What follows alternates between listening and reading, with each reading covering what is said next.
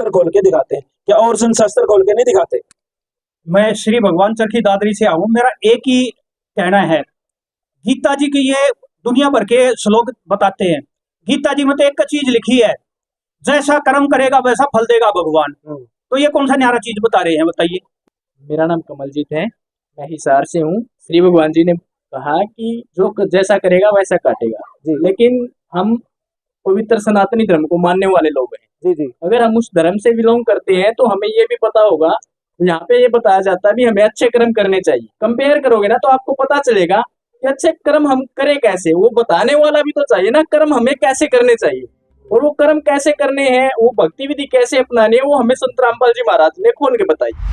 अब सवाल निकलकर सामने आया कि गीता में कर्म को महत्व दिया गया है, व्यक्ति को कर्म करना चाहिए, फल की चिंता नहीं करनी चाहिए। तो आइए अब ये भी समझ लेते हैं कि कर्म कौन से करने चाहिए और कैसे करने चाहिए। सोचिए, एक आदमी के पास 2 खेत हैं, उनमें से एक खेत को वो रोज जोतता है, उसकी देखभाल भी करता है। उसने उसकी मिट्टी इतनी उपजाऊ बना ली है कि बीज डालते ही पौधा उग जाएगा। अब वहीं दूसरी ओर वह दूसरे खेत की देखभाल नहीं करता, उसकी तरफ ध्यान नहीं देता, उसमें उगे खरपतवार को भी नहीं हटाता। अगर वह आदमी उपजाऊ बने खेत में बीज न डाले तो क्या उस खेत की मिट्टी को उपजाऊ बनाने का कोई फायदा हुआ? वह खेत बिल्कुल वैसा ही है जैसा दूसरा खेत है जिसमें खरपतवार उगे है। बिल्कुल ऐसा ही हमें मनुष्य जीवन को मानना पड़ेगा। प्रत्येक मनुष्य का धर्म है कि आप अच्छे कर्म करो, किसी का बुरा न करो, लेकिन सिर्फ इतना ही करने से परमात्मा प्राप्ति नहीं होगी। उसके लिए आपको इस मनुष्य रूपी खेत में सतभक्ति रूपी बीज तो डालना ही पड़ेगा, ताकि आपको इस मनुष्य रूपी खेत से पूर्ण लाभ मिल सके। अब रही बात कि कौन से कर्म करने योग्य है और कौन से कर्म करने योग्य नहीं है। यही सवाल अर्जुन के दिमाग में भी उठा।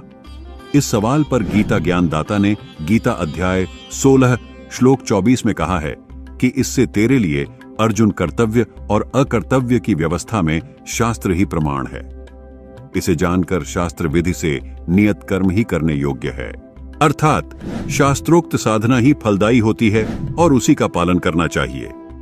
धर्म ग्रंथों के बाहर किसी भी प्रकार की धार्मिक प्रथा या अनुष्ठान मनमाना आचरण है। कहने का भावार्थ यही है कि कर्म तो करने ही चाहिए, लेकिन कौन से कर्म करने चाहिए और कौन से नहीं करने चाहिए, ये भी आपको तत्वदर्शी संत ही बता सकता है, जिसको सब शास्त्रों का पूर्ण ज्ञान हो। वर्तमान में वो तत्वदर्शी संत, जैसा कि आपको प्रमाणित कर चुके हैं, केवल और केवल संत रामपाल जी महाराज ही हैं। कि आप लोग मानव जीवन का उद्देश्य क्या समझते हो? हाँ सर। नमस्कार सर, मेरा नाम अनिल है, मैं राजस्थान से हूँ। जी सर। मैं सिंपल इतना जानता हूँ कि मनुष्य जीवन एक बार मिलता है और ये लाइफ एंजॉय करने के लिए, जीने के लिए जियो, खूब जियो और खूब जी भर के जियो। और आज के टाइम में, प्रेजेंट टाइम में पैसे की बहुत वैल्यू है। जिसके पास पैसा है वो सब कुछ है। भगवान कहीं नहीं है, ये सिर्फ एक मिथ्या है। अगर है तो मैं देखना चाहूंगा कैसा है। दर्शकों, पूरे विश्व में हिंदुस्तान एक ऐसा देश है जो भगवान पर सबसे ज्यादा आस्था रखता है। लेकिन अजीब बात है कि जब बात भगवान के अस्तित्व पर आती है तो लोग बोलते हैं, भगवान किसने देखा है? भगवान तो निराकार है, वो दिखाई नहीं देता। लोग बहुत सारी ऐसी बातें भी कहते हैं जो आस्तिक व्यक्ति को भी नास्तिक की लाइन में खड़ा कर देती है। इस बहस में अब 2 सवाल ये निकलकर सामने आए कि किसने देखा भगवान, मतलब भगवान कौन है, कैसा है, कहां रहता है, और दूसरा सवाल ये कि पैसा ही सब कुछ है। क्या वास्तव में पैसा ही सब कुछ है? आइए सबसे पहले शुरू करते हैं इस सवाल के साथ कि क्या पैसा ही सब कुछ है। दर्शकों, कोरोना महामारी के दौरान लाखों ऐसे लोग थे जिनके पास करोड़ों की संपत्ति थी, लेकिन भगवान की बनाई ऑक्सीजन की कमी के चलते मृत्यु हो गई। करोड़ों ऐसे लोग थे जिनके पास पैसे की कोई कमी नहीं थी, लेकिन कैंसर से तड़फ कर मर गए। हजारों ऐसे लोग थे जिनके पास अरबों की संपत्ति थी, लेकिन एक्सीडेंट में काल का ग्रास बन गए। क्या पैसे ने व्यक्ति के श्वास बढ़ा दिए? क्या उनका पैसा उन्हें कोई लाभ दे पाया? दर्शकों, ऐसे कई उदाहरण हैं जिनके पास अथाह संपत्ति थी, लेकिन मौत से जब सामना हुआ तो कुछ भी काम नहीं आई। ये हैं जानी मानी कंपनी एप्पल के फाउंडर स्टीव जॉब्स। अगर इनकी संपत्ति की बात करें तो इनके पास लगभग 8 खरब 33 अरब रुपए की संपत्ति थी। महज 56 वर्ष की आयु में पेट में कैंसर होने से इनकी मौत हो गई। चंद श्वास तक ठीक से नहीं खरीद पाए। पैसा सब कुछ है या नहीं, आप खुद विचार कीजिए। भगवान की संपत्ति के सामने इंसान की संपत्ति का क्या मूल्य है? ऐसे न जाने कितने ही धनाढ्य लोग इस संसार में हैं, लेकिन हजारों ऐसे मोड़ आते हैं जब आपको एहसास होता है कि जीवन में पैसा महत्वपूर्ण नहीं है।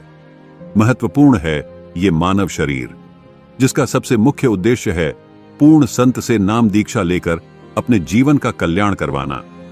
क्योंकि इस संसार में जीवन हर पल किसी न किसी ऐसी अनहोनी का शिकार हो रहा है जिसकी वो कभी कल्पना भी नहीं कर सकता। अब सवाल ये उठता है कि ये सब कैसे टल सकता है, क्योंकि भगवान तो आज तक किसी ने देखा नहीं है। यहां तक कि आज तक किसी ने स्पष्टता से उसका नाम तक नहीं बताया है। आज आपके इन सभी सवालों के जवाब दिए जाएंगे। वीडियो को अंत तक जरूर देखिएगा। दर्शकों कहते हैं कि इस सृष्टि को बनाने वाला, सबका पालनहार, सबका सृजनहार केवल एक परमात्मा है। ये तो हर कोई जानता है कि कुल का मालिक एक है, लेकिन वो है कौन? उसका क्या नाम है? यहां आकर प्रत्येक धर्म के श्रद्धालुओं का मत अलग अलग हो जाता है। ये महज हिंदू धर्म की बात नहीं है। हर धर्म के श्रद्धालु अलग अलग देवी देवताओं, महापुरुषों, देवीय शक्तियों को किसी न किसी रूप में मान रहे हैं। लेकिन पूर्ण परमात्मा का जब नाम आता है तो सब एक मत हो जाते हैं कि भगवान एक ही है। अगर बात हिंदू धर्म की करें तो कोई कृष्ण को भगवान मानता है, तो कोई विष्णु को, तो कोई माता दुर्गा को। ऐसे ही मुस्लिम, ईसाई और सिख धर्म के श्रद्धालु भगवान को निराकार मानते हुए अपने अपने मतानुसार किसी न किसी महापुरुष को अपना इष्ट मानकर साधना कर रहे हैं। इन सब के बीच बहुत बड़ी तादाद में ऐसे श्रद्धालु भी हैं जो कबीर को भगवान मानते हैं। अब आप सोच रहे होंगे कि कबीर भगवान कैसे हो सकता है? जी हां, जो कबीर आज तक एक कवि के तौर पर, एक संत के रूप में, एक दास व भक्त के रूप में माने जाते थे, उनको एकाएक भगवान कैसे समझा जाने लगा? ये सिर्फ प्रचार का नतीजा है या फिर विचार का विषय? कहते हैं मनुष्य जाति को सबसे श्रेष्ठ इसलिए कहा गया है क्योंकि मनुष्य विचार करने की क्षमता रखता है। तो फिर चलिए आज इस पहलू पर विचार करते हैं कि कौन है कबीर। वो परमात्मा नर आकार है, मनुष्य सदृश्य है, वो सह शरीर है, उसका नाम कबीर है। और ऊपर सतलोक में रहता है, वहां भी मनुष्य सदृश्य है, राजा के समान मुकुट धारण करता है वो।